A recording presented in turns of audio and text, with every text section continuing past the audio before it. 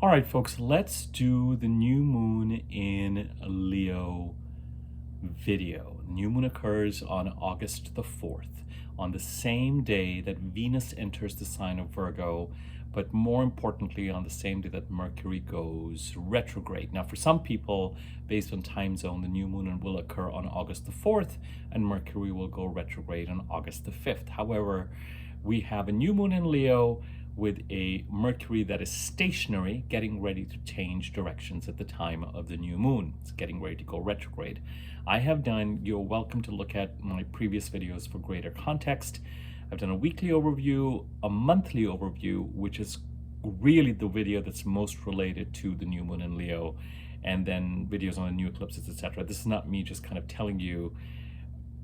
When you do videos like this, they come from somewhere, and so it's just a way of saying if you need greater context related to Mercury retrograde, take a look. You can always scan through my last 10 videos or so and see what out of there seems relevant to kind of continue to deepen your understanding of the astrology of the time.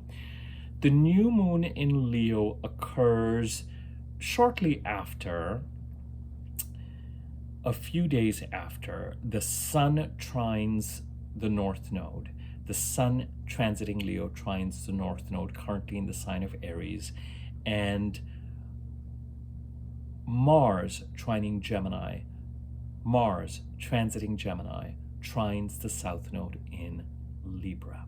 So we have these couple of expansive, change-oriented, forward-moving, forward-encouraging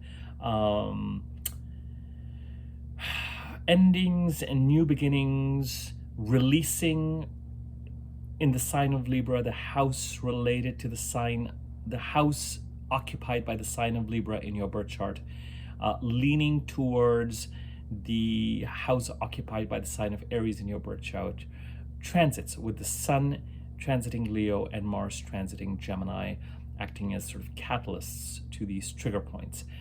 And of course, before the new moon occurs, a few hours before that, the moon herself will trine the North Node in Leo. The new moon occurs after these opportunities occur. So the new moon may well promise opportunity and may bring opportunities for alignment on the path that we are meant to follow. The very last video I did before this one talked about this overall arc that we are trying to follow, a direction we have been wanting to go in that may have been articulated to us quite strongly April, May, June, July, even into August of 2023, that since then, particularly in the second half of 2023 and the first couple of months of 2024, we may have felt blocked by. And then, of course, we had the eclipses in March and April, and Mercury retrograde in April, and May, June, and July, forward motion. And now we hit August, where Mercury is retrograde, and it's time for us to get another reality check. And again, the weekly overview, the monthly overview, the last video I did, the video I've done on Mercury will all give you greater context. I say this so that I'm not sitting here doing a 3-hour video on everything that is going on right now, and I can stay focused on the Leo new moon. So the chart occupied by the sign, the house occupied, this always happens when I do videos as Mercury stationary. All sorts of little blips happen. The house occupied by the sign of Leo in your birth chart, that is where the new moon is occurring. Mercury has already transited the sign of Leo since July the 2nd. Mercury is currently in Virgo, going retrograde, and I believe starting August the 11th is going to retrograde back into Leo. The bulk of Mercury retrograde will be spent in the sign of Leo. Venus, starting July 11th till August the 4th, July 11th, 12th, also transited the sign of Leo. The Sun, of course, came into Leo on July the 23rd, and then we had the new moon on August the 4th. So a certain amount of groundwork, and Mercury and Venus trined the North Node during their transits. And Mercury, as it's retrograde, first when it was direct, then during August when it's going to be retrograde, and then after it's direct on August the 28th, is going to trine Chiron in Aries. and square Uranus in Taurus. Everything related to the transits in the sign of Leo are pointing to forward movement, but there may be a feeling or a quality until this new moon occurs on August the 4th that there are things that are brewing that have a more behind the scenes quality. Opportunities could have come up, communications could have come up for some of us with regard to the direction we're meant to move in or move towards. But for some people, there may be a feeling, and this will only be evidenced after the new moon in Leo on August the 4th, you may actually get communication about these opportunities or whatever is brewing behind the scenes during August, after the August the 1st new moon, and some action may well be required to be taken, and that is what the new moon does. When the sun and the personal planets, Mercury, Venus, Mars, if it is close to the sun, go through a particular sign, the house occupied by that sign in your birth chart, around the same time every year, they create the sequence of annual focus, communication through Mercury, opportunity through Venus, financial, relationship, opportunities, blessings, something valuable, awareness with the sun. And sometime during the time that the sun is transiting a particular sign, a new moon occurs. The moon comes in and says, meets up with the sun and says, all right, let's start a month, the word derived from the word moon, where a significant amount of our energy is going to go into capitalizing on, acting on the groundwork laid by the personal planets as they tour, transit the particular sign and the particular house occupied by that sign in your birth chart around the same time every year. So Mercury's transit through Leo, it's retrograde and spending the bulk of the retrograde in Leo, going direct on August the 28th, then coming back into Virgo and clearing its shadow degrees by September 11th. It's not going to come back into Virgo till September. So certainly during the new moon month of Leo, from August the 4th to September the 2nd, when we have the new moon in Virgo, that month, a certain amount of action is going to remain focused on the sign of Leo, the house occupied by Leo in your chart. And indeed, opportunities, communications, latent communications, things that may have felt like they have a behind the scenes quality, things that haven't quite gotten off the ground yet, there may be developments. They may become visible after the new moon in Leo on August the 4th. From my perspective, the new moon in Leo is unaspected. Some people will say, well, it's trining the North Node. For me, the trine, it's a separating trine. The trine occurs on the way to the new moon. So there could be developments this week that, or you know, even going back to the beginning of July, that you start to see some evidence of during August. However, we have a new moon occurring on the same day that Mercury is stationary. Now, Mercury does not rule Leo. The sun rules Leo, and the sun is in Leo. So the sun is both the ruler and the dispositor of the Leo new moon. Great, not complicated, easy. We don't have to justify anything or find out what the sun is doing. There's a certain amount of awareness. And this kind of solar awareness is really going to be our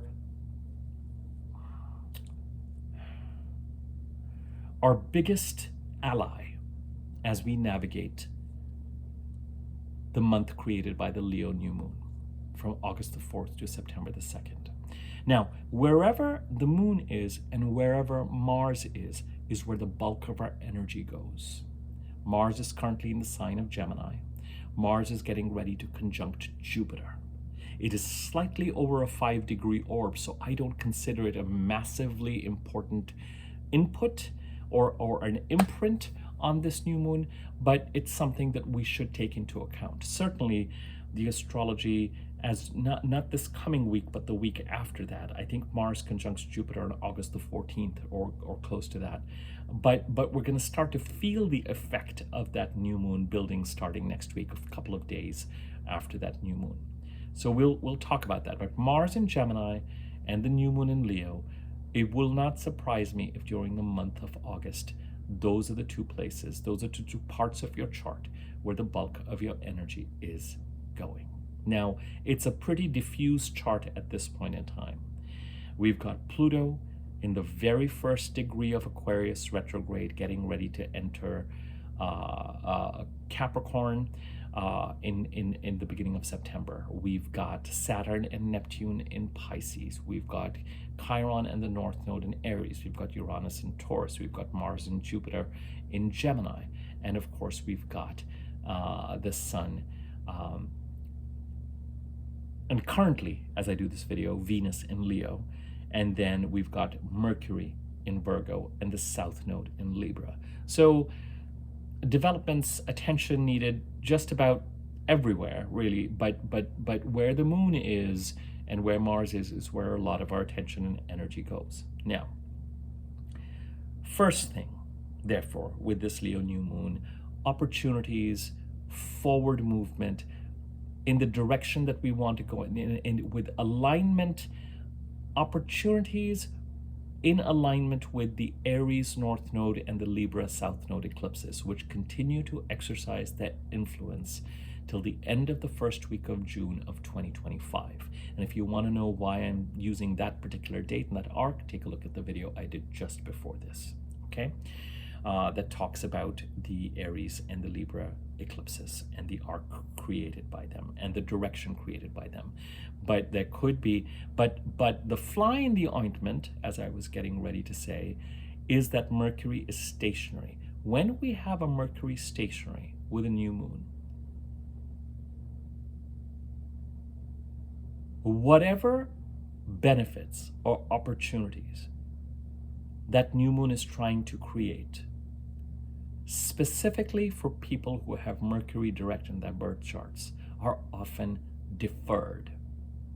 Indeed, my advice to anyone with Mercury direct in their birth chart would be try to remain open, show up, do everything that is asked of you of opportunities you want to avail of. And by that I mean that, you know, coincide with your values. I'm not asking you to do anything that doesn't work for you or to say yes to opportunities that you don't want to say yes to. But if they feel like they're things you want to show up for, by all means, show up to them. But try and defer commitments and decision-making and even your understanding of what is presented to you as a kind of a final decision until you get past Mercury going direct August 28th and into September. When you have a new moon and a Mercury stationary, in this case, practically on the same day for some people, an opportunity may be brought by that new moon that does not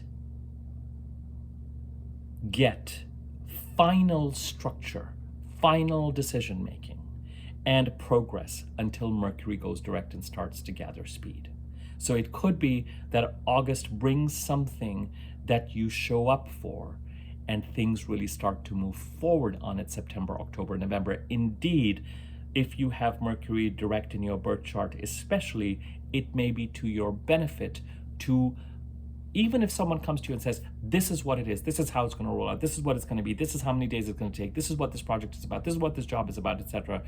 Just take it in, ask the questions you would, just put it out there to say, oh, this is coming to me in this way while Mercury is retrograde.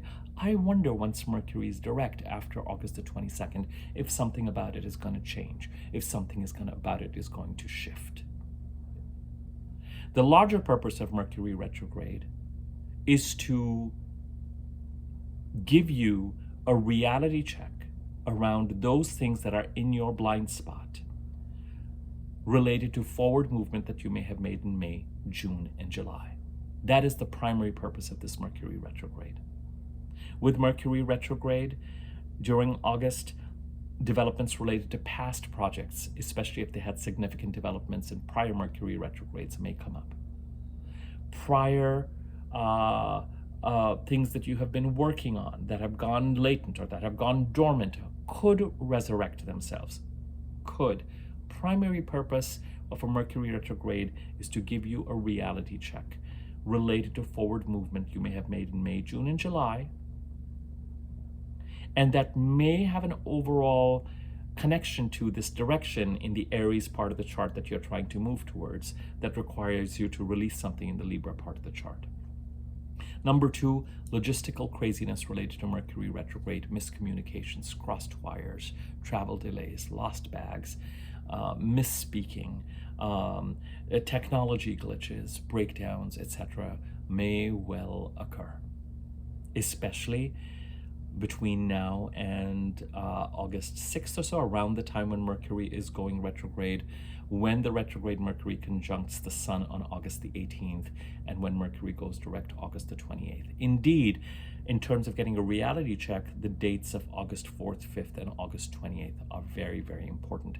The August 18th Aquarius full moon related to this new moon in Leo. New moon in Leo on August the 4th, 14 days later, Aquarius full moon could bring awareness of what has been in your blind spot, because that full moon is opposite Mercury retrograde and the Sun, which have just conjuncted the day before, and they both square Uranus. Remember that since 2023 and into 2024, our forward movement in the direction we're meant to go in has been symbolized very much by the houses occupied by the signs of Aries and Taurus in our chart. So the new moon in Leo may bring some opportunities that we can avail of. If you have Mercury retrograde in your birth chart, you might feel a lot more decisive, a lot clearer, a lot more action-oriented than you normally do, when typically people who have Mercury retrograde in their birth charts can be very deliberate, very processing heavy while Mercury is direct. And then when Mercury goes retrograde, they're bam, bam, bam, bam, bam, in sync, ready to take action, ready to proceed. Now, if you have Mercury retrograde in your birth chart, experiment with how it feels to be decisive and action-oriented while Mercury is retrograde, August the 4th to August 28th. This is going to have to be a personal, because there's so much advice that is given around not closing on decisions while Mercury is retrograde. But I find that people who have Mercury retrograde in their birth charts are just that much clearer and that much ready to act when Mercury is retrograde, very much in sync with energies. So if you have Mercury retrograde in your birth chart, I'm going to let you experiment with if opportunities come up as a result of this new moon in Leo. It'll be related to the Leo part of your chart, just how you feel about closing on those decisions. For people who have Mercury direct in your birth charts, opportunities may come up, again, related to helping you move forward in the Aries part of your chart, the Taurus part of your chart, releasing something in the Libra part of the chart. The full moon in Aquarius 2 weeks from now may well bring intuitive, emotional awareness or visibility or completion or closure around whatever this reality check is that Mercury is going to be giving us, related to forward movement in May, June, and July. And if you have Mercury direct in your birth chart, I would say if you have to sign something, if you have to close on a decision, make sure the details are all accurately represented in whatever it is that you're signing, and all there, what is important to you. And just even then be aware that as you head into September, October, you may realize that things are a little different than how they might have been presented to you. And not because someone is deliberately trying to deceive you. It's just that while Mercury was retrograde, they may have thought that something was true or something was going to unfold in a certain way. And then when Mercury went direct, they were like, oh, no, this is the way this is going to have to be. For people who have Mercury direct in their birth charts while Mercury is retrograde, it is time to go back to the drawing board and remain open to what a Mercury retrograde is bringing to you, either overtly or internally, with regard to what has been in your blind spot. When we're moving forward, when the personal planets are direct as they have been in May, June, and July, as I have said to you numerous times on this channel, it is natural to build up reasons and fantasy and rationales for how we're moving forward and what opportunities we're availing of and why we're open to certain things, etc. And then Mercury retrograde occurs and says, let me just tell you what is actually going on with these opportunities that you may have gotten an intuitive ping on and you may have overlooked, or that is completely in your blind spot. Let me give you that reality check. Indeed, all of August has this feeling of reality check to it. Going back to the drawing board. Before we really proceed into the birth canal, September of this year to the end of the first week of June of next year. And again, if you want to understand that narrative, take a look at the video I just did before this one. And even with opportunities that show up for people who have Mercury direct in their birth chart as a result of the Leo new moon, as I said, show up for them if you feel like they're in alignment with what you want and you want to, in the way that feels best to you, apply, show up, do avail whatever you need to. Move towards them if you feel inclined to do so. But keep in mind that details related to them are likely going to get sorted out and be much clearer after Mercury moves direct. And even if you are availing of opportunities, make sure that the ruler and the dispositor of the new moon chart, the sun, is, with the sun, it's about, as I've mentioned on the channel before, it's this giant spotlight. Make sure that your internal awareness, not necessarily your mental understanding, which is getting readjusted with a Mercury retrograde, make sure that that side of you that is conscious, aware, taking everything in, assessing everything, is active, even if you're showing up to opportunities related to the Leo part of the chart.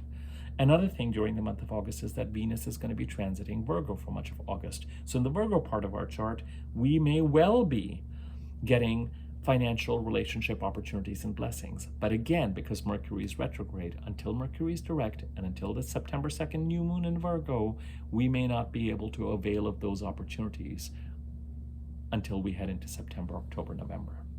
If you have Mercury retrograde in your birth chart, I'm repeating myself, you might find that it's all systems go for you.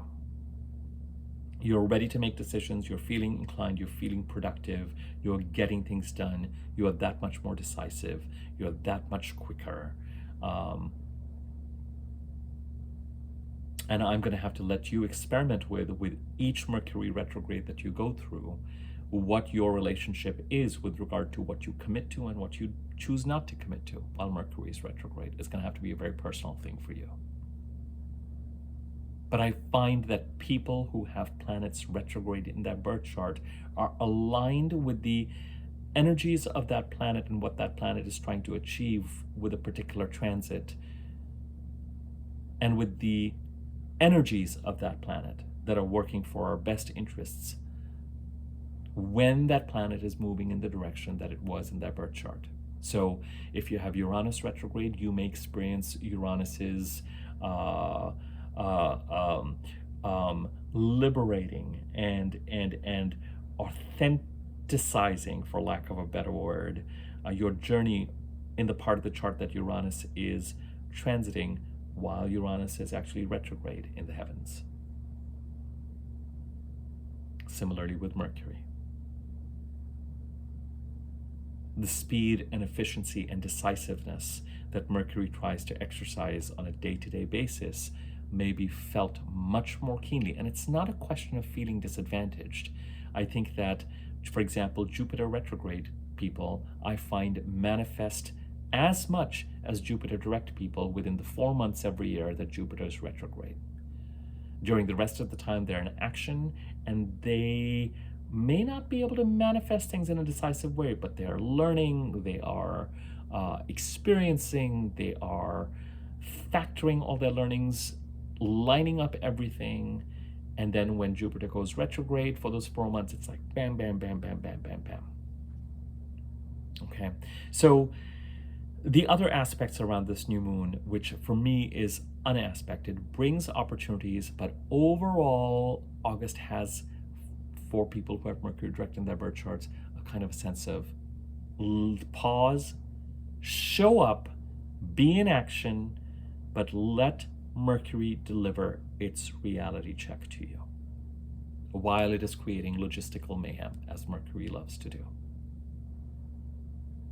Now, next week, I think on August the 7th, Venus, after she enters Virgo, is going to meet up with a retrograde Mercury. So as we get to the middle of next week, we get past August the 4th, we may get some greater clarity around the relationship and financial evaluations or opportunities connected to this Mercury retrograde. Revelations. I'm going to talk more about Venus conjuncting Mercury retrograde as I do the weekly overview on Sunday. It is indeed the only thing we're going to be dealing with next week. Venus, the planet of day-to-day luck, blessings, opportunity, finances, gets into conversation with the retrograde Mercury. What opportunities are worth pursuing? What relationships and what are not? What's in, what's out? What direction are we moving in?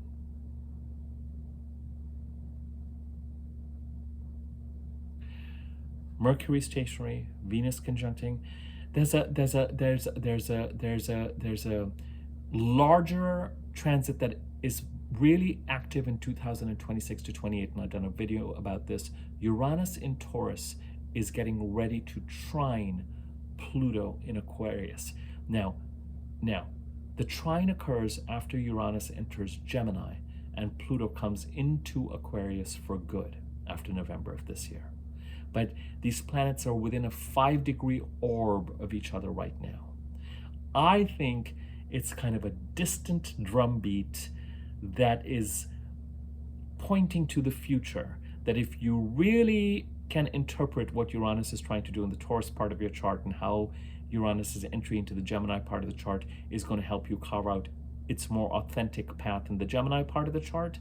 And you can get a sense of this already because Jupiter is ending a 12-13 year cycle in the Gemini part of the chart and beginning a 12-13 year cycle in the Gemini part. So it's ending and beginning a cycle in a direction that is more aligned to you and in a direction that is aligned to whenever it is that Jupiter transited the 9th house in your chart. Now, as I said, I've done a video on Jupiter going through Gemini as well, so you can, again, if you want to expand on that and drill down on that, you can look at that so that I'm not repeating all these videos in this particular analysis. But you may well be able to intuit or glean what it is that Uranus is transit through Gemini, which is not current yet. Uranus is getting ready to go retrograde, so he's going to be in Taurus for a bit still. But when Uranus goes into Gemini by 2026 and Pluto's in Aquarius, they're going to prepare to trine. And Pluto has certainly made his presence felt this year, especially between January 20th and February 20th. And the personal planets squaring Pluto as they enter Taurus, trining Pluto as they enter Gemini, with Mercury and the Sun and Venus already having opposed Pluto as they went from Cancer to Leo, Mars getting ready to oppose Pluto 3 times between November and February, as he, actually November and April, as he, right now he's in Gemini, he's going to enter Cancer in September, and then into Leo in November, retrograde, I think on December 6th, and then direct on February 4th, something like, Mars is going to cover similar ground that the personal planets covered in July 3 times. And a Mars-Pluto transit are So the reason why I'm kind of pausing and stopping myself from going down this rabbit hole is that it really doesn't have very much to do with the Leo new moon per se. But what I'm trying to convey and bring our attention back to is somewhere, if we're really listening, we can feel the drumbeat of Uranus getting ready to enter Gemini by 2026 and trining Pluto. And we have an awareness of what is in the cards for us in the Gemini part of the chart with Jupiter's transit currently,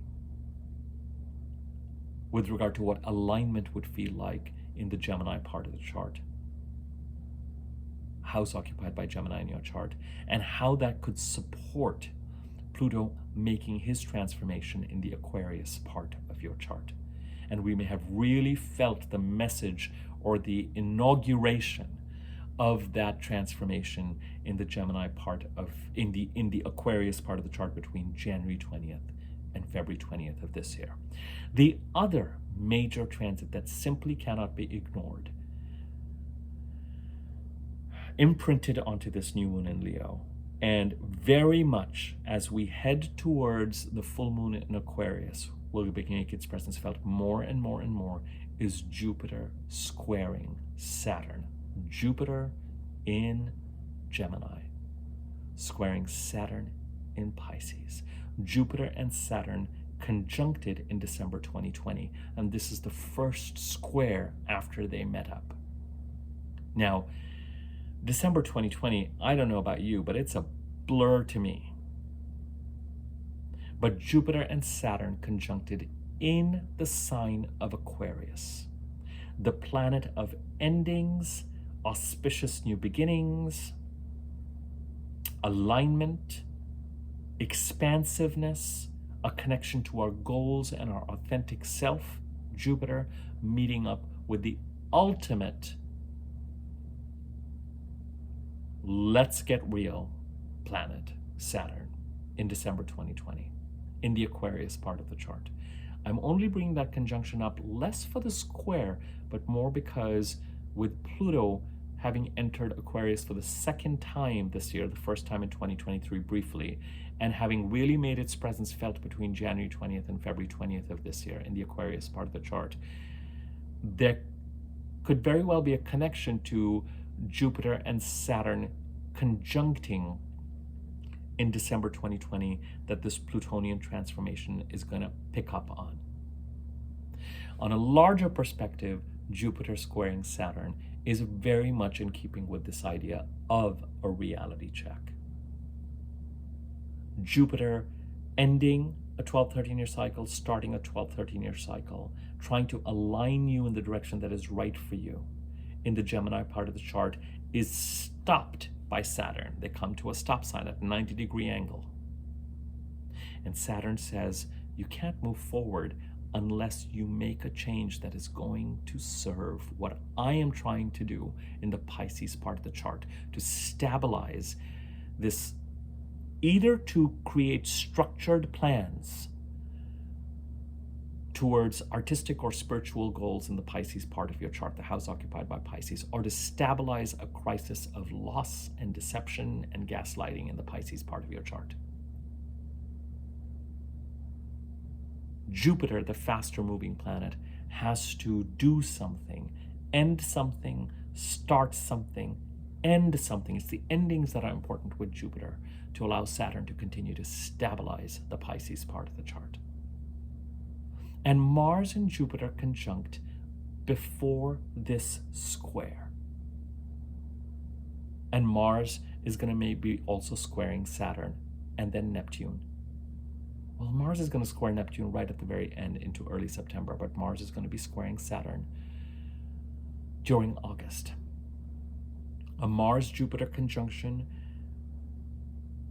is the energy of conflict and competition on the one hand, but it's also the energy of action being taken towards pursuing aligned goals, pursuing actions being taken to help Jupiter make its endings and consequent new beginnings, ending a 12-13 year cycle, starting a 12-13 year cycle in the Gemini part of your chart. Jupiter's actions are trying to connect you to the last time Jupiter was transiting the ninth house, your ninth house, whenever that was.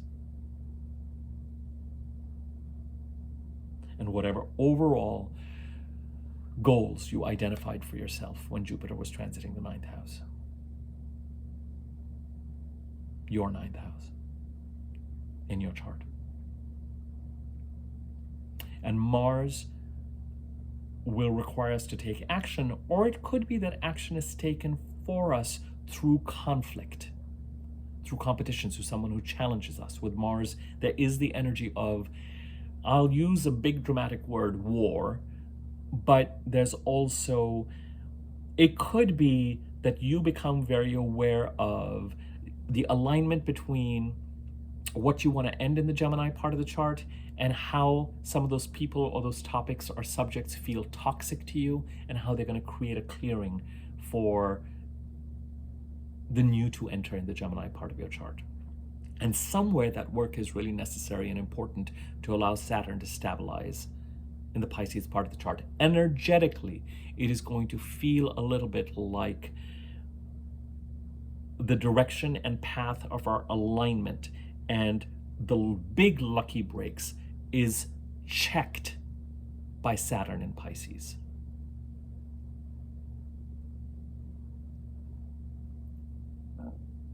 A lot of our energy will go into the Leo part of the chart and the Gemini part of the chart. Fine. But Saturn in Pisces will make his presence felt. To say, you can dream in a veil of expansion. You can pursue whatever goals you want to pursue related to the Leo part of the chart and how they are aligned to the Aries North Node and the Libra South Node eclipses. But you're not going to make progress unless you stabilize or structure the Pisces part of your chart. And if you don't, Saturn will threaten to spill over consequences in such a way that they could feel like they're going to sabotage your path forward. There is an overlay of seriousness to August. There's an overlay of getting real. Conversations related to moving forward in desired directions may resurrect themselves, but clarity may also be achieved around what is actually going on with Mercury retrograde. And there may be tremendous awareness of what is the smartest, the best, the most effective way to go step by step by step in the direction you want to, keeping awareness of the fact that the crisis in the Pisces part of the chart that is going to either be solved by actively structuring spiritual or artistic goals in that part of the chart, or stabilizing deception, loss, gaslighting in that part of the chart, is absolutely has to be factored in as you move forward. So the opportunities are there. It is time, and take a look at my monthly overview for August. It will help you with this too. It is time to get real and to be in preparation for the fact that after September 2nd, and particularly after October 2nd, we may experience a fair amount of acceleration of moving in the direction that we need to and want to. But the quality of that acceleration and the ease of that journey is going to be dependent on the opportunities we avail of in August related to the Leo part of our chart, but also how we are preparing, what we're ending, what we're closing out, how we're honoring Saturn's transit through Pisces, energy going into the Gemini part of the chart to help create the right endings and create space for the new beginnings in the Gemini part of the chart. The full moon in Aquarius squares Uranus. What is the right direction for us to move in the Taurus part of the chart? The forward movement symbolized by the Aries and Taurus parts of our chart, the potential for sabotage in the Pisces part of the chart. So, and the more you can tap into solar energies of awareness, connecting to source, connecting to your truest, wisest, most aware self. Even if you have Mercury retrograde in your birth chart and you are ready to take action, just think about step by step by step. Think everything through with regard to, if you're putting something in motion, how sequentially it needs to evolve. It's an exciting, important, challenging month, full of awareness of what it is going to take and what needs to be done. For all that is said about a month of pausing, you may look back to August of 2024 and realize that it was a pivot point. It was the month where you went from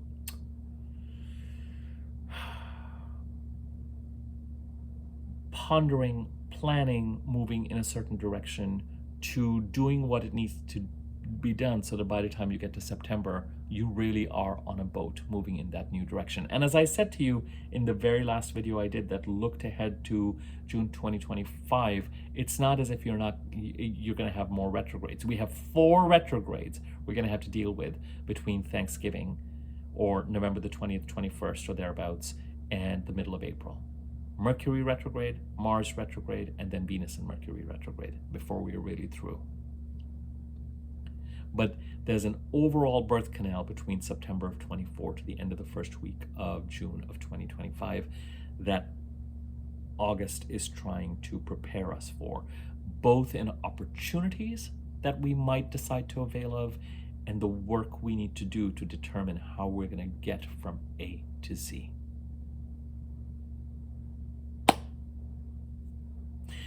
If you would like me to take a look at your birth chart and do an astrological reading for you, you're welcome to, or make an easy to read birth chart for you, you're welcome to email me at the email address below, and I can give you information about rates and offerings.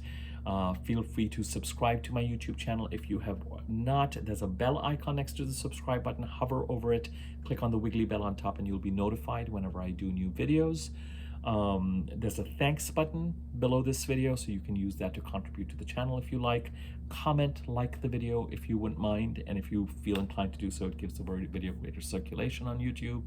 And have a great month. Have a great month. And if you haven't already, take a look at my last few videos and see if there's content that might be relevant to you. This is something I don't always say, but there just is. You can't view a particular aspect just in isolation of itself. And particularly as I'm doing this one, I'm very aware of the fact that there are themes that are coming up in August that are linked to other larger themes that have been developed.